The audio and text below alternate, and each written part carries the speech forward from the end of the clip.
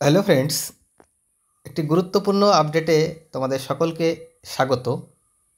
আমার চ্যানেলে প্রিভিয়াস প্রায় 10 থেকে 15 দিন কোনো রকম ভিডিও আপলোড আমি করিনি।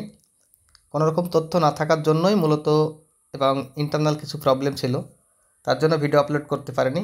তোমাদের সকলের কাছে আমি ক্ষমা প্রার্থী। তো আজকে একটা আপডেট পেয়েছি, তোমাদের মধ্যে শেয়ার করব। তো তার আগে তোমাদের সকলকে বলবো অবশ্যই চ্যানেলটিকে সাবস্ক্রাইব করে দিও, ভালো লাগলে লাইক করে দিও। 2022 টেট পাসদের জন্য একটু সুখবর আছে, খুব ছোট্ট সুখবরটা। আজকে কলকাতা হাইকোর্টের সিঙ্গেল বেঞ্চে রাজাশেখর স্যার মান্থার বেঞ্চে একটি শুনানি ছিল এবং তার জাজমেন্ট এসছে এনআইএসডিএলএড নিয়ে। 2023-এর যে টেটটা হয়েছিল, সেই টেটে এনআইএসডিএলএডরাও কিন্তু অংশগ্রহণ করেছিল।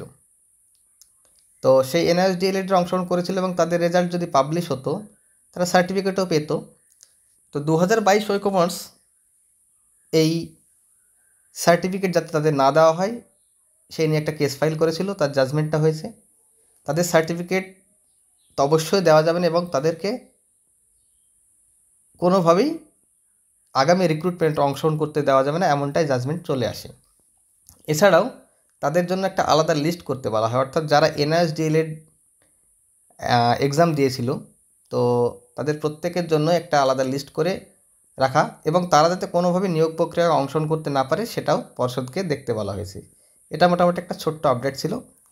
এছাড়াও 23 স্টেটের রেজাল্ট নিয়ে যদি একটু আলোচনা করি, 23 স্টেটের রেজাল্ট বেরিয়ে যাবে তোমরা অনেকেই শুনতে পাচ্ছ, কিন্তু এখনও সেরকম কোনো সম্ভাবনা আমরা দেখতে পাচ্ছি না, কারণ ফাইনাল অ্যান্সার কি এখনও পর্যন্ত কিন্তু দেয়নি।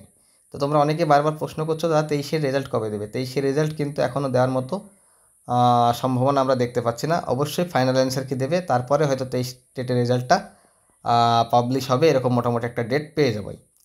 আর 22 স্টেটের জন্য বলবো ধৈর্য ধরো, আরও কিছুদিন, ভালো খবর অবশ্যই আসবে। এইটুকুই। Thank you.